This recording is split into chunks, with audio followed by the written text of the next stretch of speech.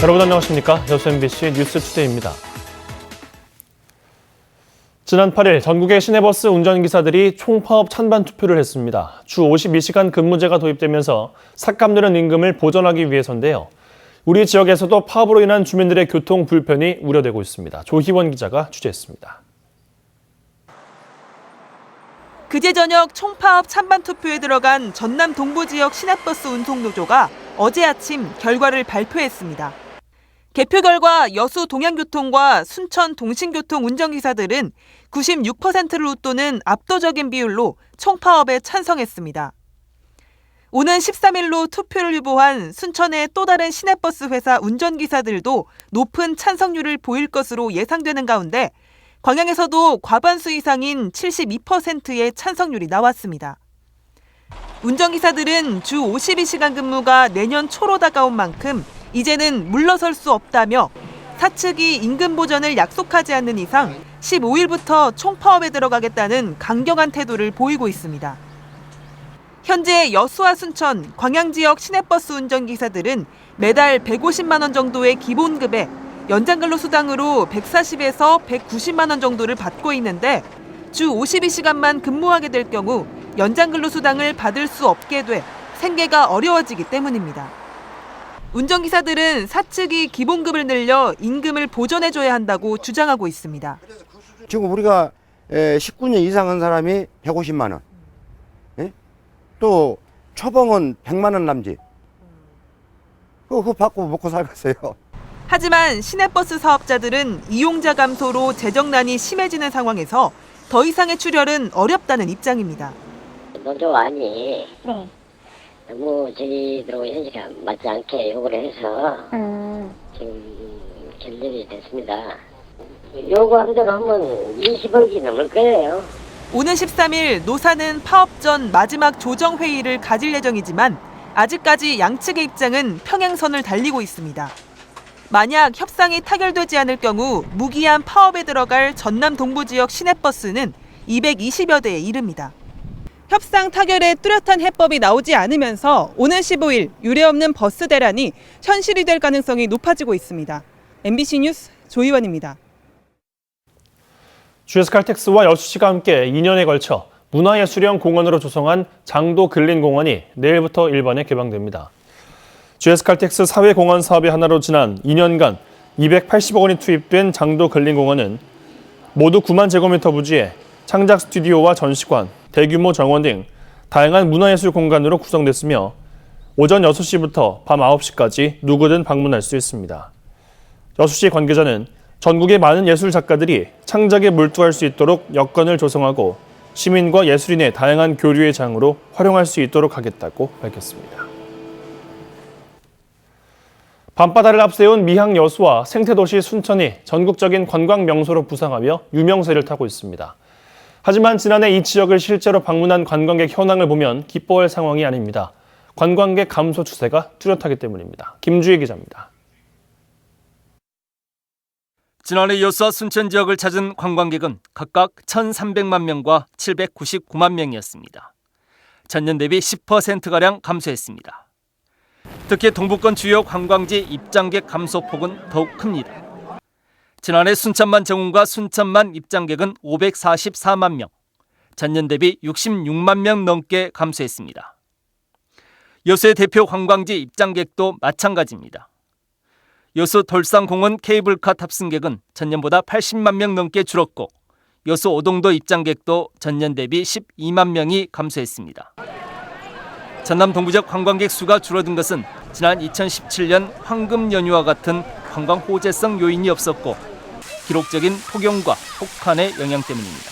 작년 같은 경우에는 오히려 그런 호재성 그런 재료들은 없어지고 혹서기와 또 혹한기가 이렇게 반복이 되면서 여행자 입장에서는 여행하기에 굉장히 불편한 그런 악재성 재료들만 있었다고 보여집니다.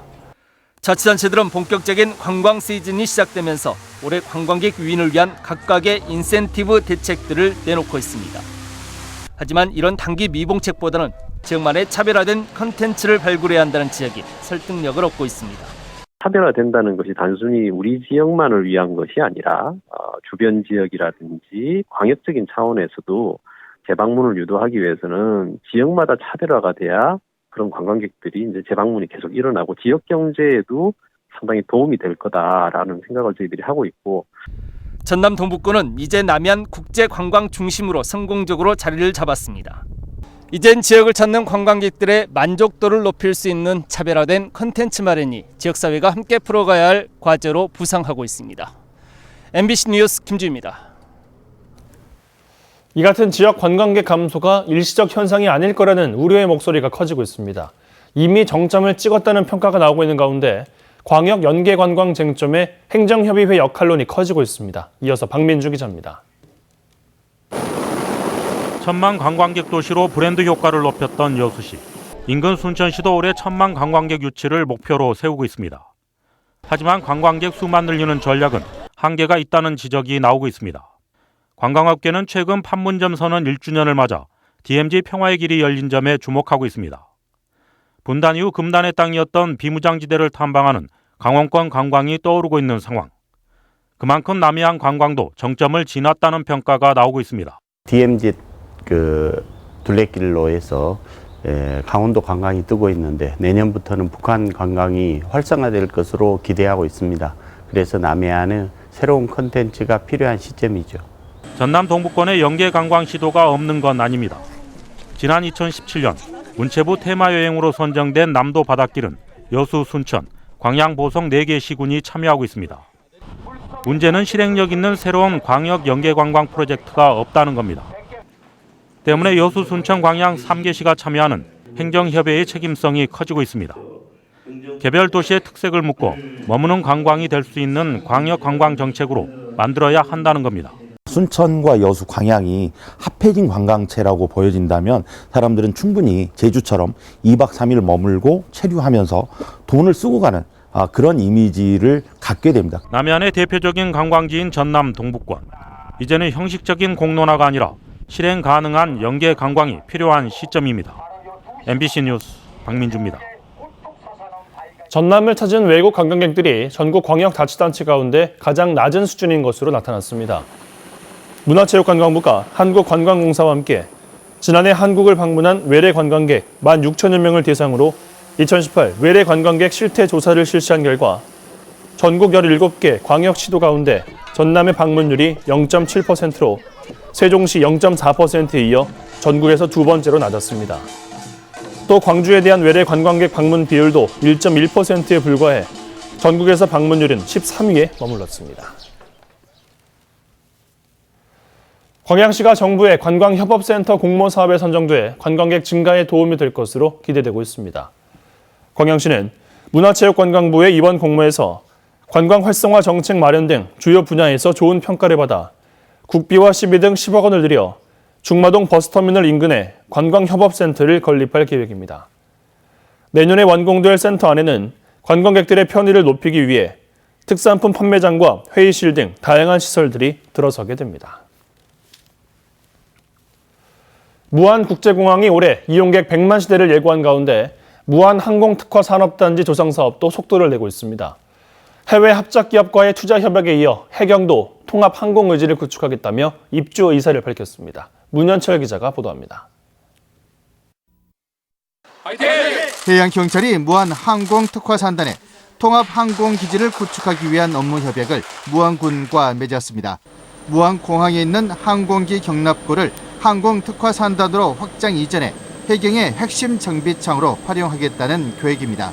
해양경찰의 미래지향적인 통합 항공기지를 구축하고 또 나아가 서해를 지키는 큰 역할을 하는 해양경찰이 되도록 하겠습니다.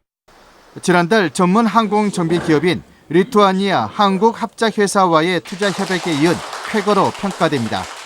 이 밖에도 기계장비와 금속가공, 항공정비 블록체인, 기내식 업체도 투자 의향서를 제출했습니다. 연거푸 무산됐던 무안항공특화산단의 국토부 산업단지 지정계획 반영에도 청신호가 켜졌습니다. 현재 항공특화산업단지 기본 및 실시계획 용역, 편입토지 보상을 진행하고 있으며 연도 내 착공을 목표로 사업을 추진하고 있습니다. 370억 원이 투자되는 항공특화산단은 무안공항 바로 옆 354만 제곱미터 부지에 내년 말까지 만들어질 예정입니다. 항공특화단지 조성이 무안국제공항을 기반으로 한 항공물류단지, 또 4차 산업 유치를 위한 마중물로서 큰 주목을 받고 있습니다. MBC 뉴스 문현철입니다. 대기오염 물질을 불법 배출한 기업 4곳이 추가로 검찰에 넘겨진 가운데 형평성 논란이 일고 있습니다. 영산강유역환경청은 대기오염 물질 배출 농도를 조작한 혐의로 최근 업체 4곳을 검찰에 송치했지만 지난달 브리핑과는 달리 업체 명과 위반 사항을 공개하지 않아 형평성에 맞지 않다는 지적이 나오고 있습니다. 이에 대해 환경청은 나머지 업체에 대한 보강 조사와 검찰 수사에 영향을 줄 수 있어 비공개로 처리한 것이라며 조사가 마무리되면 자세한 내용을 공개할 예정이라고 설명했습니다. 포스코그룹의 미세먼지 연구센터가 광양에 문을 열었습니다. 연구센터는 초미세먼지 집진 기술과 질소 산화물, 황산화물 제거 기술 등을 개발한 뒤 포항과 광양 제철소에 적용하고 환경 영향 평가를 통해 제철소 주변에 대한 환경 개선 활동도 벌일 계획입니다. 한편 환경당국은 용광로 정비 점검 과정에서 대기오염 물질을 무단 배출한 혐의로 광양제철소에 조업정지 10일의 행정처분을 예고한 바 있습니다. 지난 어린이날 연휴 기간 34만여 명이 순천을 찾은 것으로 나타났습니다. 순천시는 지난 4일부터 연휴 3일간 순천만 국가정원과 나간읍성 등 주요 관광지에 34만여 명이 다녀갔다고 밝혔습니다. 순천시는 시의 승격 70주년을 맞아 올해를 순천 방문의 해로 정하고 관람객 1,000만 명 달성을 목표한 가운데 현재 방문객은 300만 명을 넘어섰습니다. 다행히도 오늘 하루 공기질은 괜찮겠습니다. 먼지 걱정 잠시 덜어놓으셔도 되겠는데요. 밤새 예상됐던 스모그는 유입되지 않았습니다. 단 대기가 정체되는 일부 영남 지방은 오전과 밤 시간대 농도가 짙어질 수 있겠습니다. 그래도 그 밖에 서울을 포함한 전국의 미세먼지 농도는 종일 보통 수준을 유지하겠는데요. 하지만 오늘 밤 사이에도 스모그가 유입될 가능성이 또 있다는 점은 염두에 두셔야겠습니다. 오늘 낮 동안 긴 소매 차림은 조금 덥게 느껴지겠습니다. 어제 한낮에 25도를 웃돌았던 곳들인데 오늘은 훨씬 더 많은 지역에서 초여름 기준을 넘어서겠습니다. 햇살이 강하게 내리쬐면서 경북 의성은 29도, 서울은 26도로 어제보다 3도가량 높겠습니다. 아침까지는 중부 서해안에 낀 안개를 조심하셔야겠는데요. 그래도 해가 떠오르면서 시정은 점점 나아지고 있습니다. 한편 강원 영동 지방에는 건조 경보가 이어지고 있는 만큼 메마른 날씨가 계속되고 있으니까요. 불씨 관리 잘 해주셔야겠습니다. 현재 기온은 서울과 광주가 11도 안팎으로 시작하고 있고요. 낮에는 남해안을 제외하고는 대부분 27도 안팎까지 오르겠고 석가탄신 내린 일요일에는 서울의 낮 기온도 29도까지 치솟겠습니다. 날씨였습니다.